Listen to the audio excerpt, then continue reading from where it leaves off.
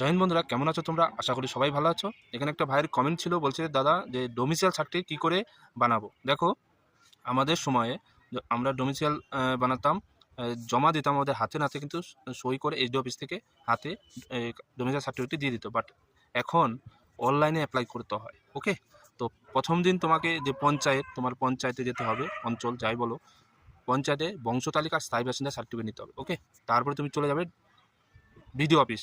BDO অফিসে যে বাইরে কম্পিউটার দোকানগুলো থাকে, সেখানে তোমাকে অনলাইনে অ্যাপ্লাই করতে হবে। ওকে, তো আধার কার্ডের জেরক্স, ভোটার কার্ডের জেরক্স, তোমার যাবতীয় যে আয় কার্ডের ডকুমেন্টগুলো আছে সেগুলো তোমাকে জমা দিতে হবে।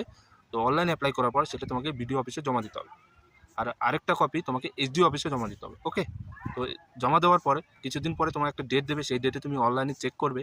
অনলাইনে চেক করার পরে তোমার সার্টিফিকেট অনলাইন থেকে তুমি বার করতে পারবে। ঠিক আছে, এখন আর হাতে নাতে দেয় না, তুমি অনলাইনে অ্যাপ্লাই করবে, অনলাইন থেকেই তুমি বার করে নিতে পারবে। ওকে, বোঝা গেল? ভিডিও যদি ভালো লাগে ভিডিওটি লাইক করবে, আর